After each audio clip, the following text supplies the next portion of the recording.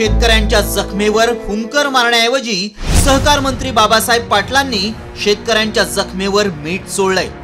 निवडून येण्यासाठी आम्ही आश्वासनं देतो ती पूर्ण करतोच असं नाही, कारण शेतकऱ्यांना कर्जमाफीचा नाद लागलाय असं असंवेदनशील वक्तव्य सहकार मंत्री बाबासाहेब पाटलांनी केलंय। लोकांना कर्जमाफीचा नाद लागलाय, आम्हाला निवडून यायचे पण तुम्हाला काहीतरी निवडणुकीचं आश्वासन देतो। लोकांनी ठरवायला पाहिजे अगोदर काय मागायचे, म्हणून मित्रांनो मागणाऱ्यांनी काय मागावे ते ठरवा।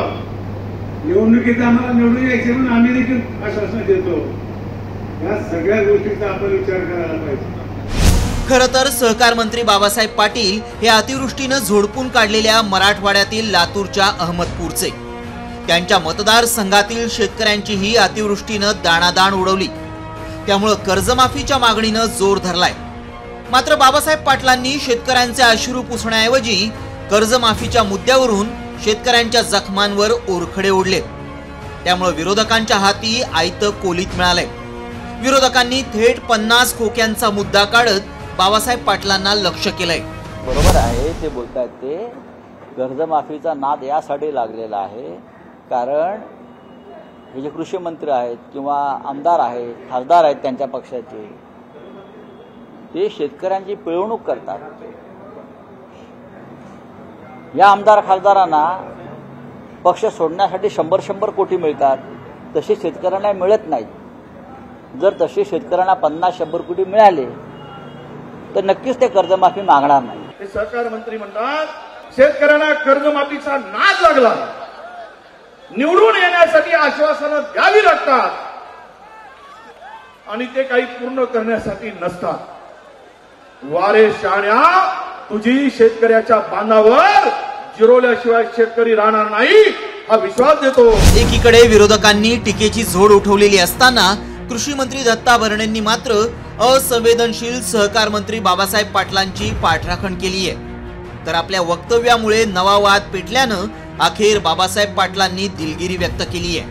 असं बाबासाहेब पाटील म्हटले नसतील, शेवटी बाबासाहेब पाटील पण शेतकरी आहेत, ते पण एका बँकेचे खूप वर्ष संचालक आहेत आणि एक जबाबदार सहकार मंत्री आहेत, त्यामुळे कदाचित तो अर्थ चुकीचा निघाला असेल, त्यांना म्हणायचं वेगळं असेल किंवा त्याचा अर्थ चुकीचा घडला असेल। बाबासाहेब पाटील हे शेतकऱ्यांचे नेते आहेत आणि निश्चित प्रकारे साखर कारखाना एक चालवतात, त्यामुळं शेतकऱ्यांविषयी, शेतकऱ्यांच्या प्रश्नाविषयी बाबासाहेब पाटलांना खूप जाण आहे।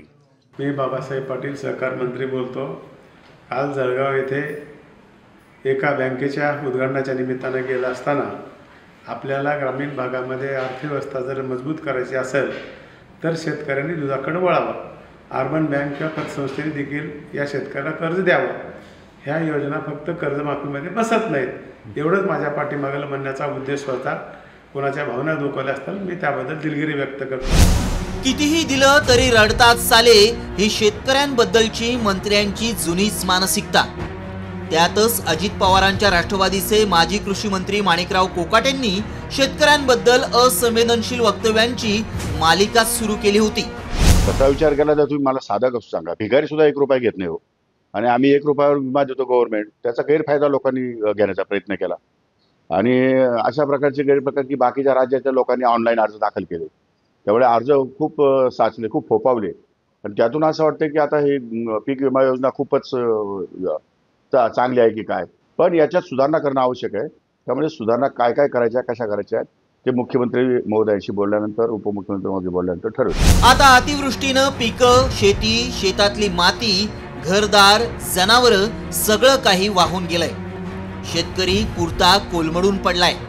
त्याला आधार देण्यासाठी आकडे फुगवून सरकारनं 31,000 कोटींचं पॅकेज जाहीर केलं खरं, पण मदत शेतकऱ्यांच्या खात्यावर जमा व्हायच्या आतच मंत्री बरळायला लागलेत। एकीकडे लाडक्या बहिणींसाठी सरकार वर्षाला 45,000 कोटी देतंय, 86,000 कोटींचा शक्तीपीठ महामार्ग बनवणारं सरकार शेतकऱ्यांना 35,744 कोटींची कर्जमाफी देऊ शकत नाही।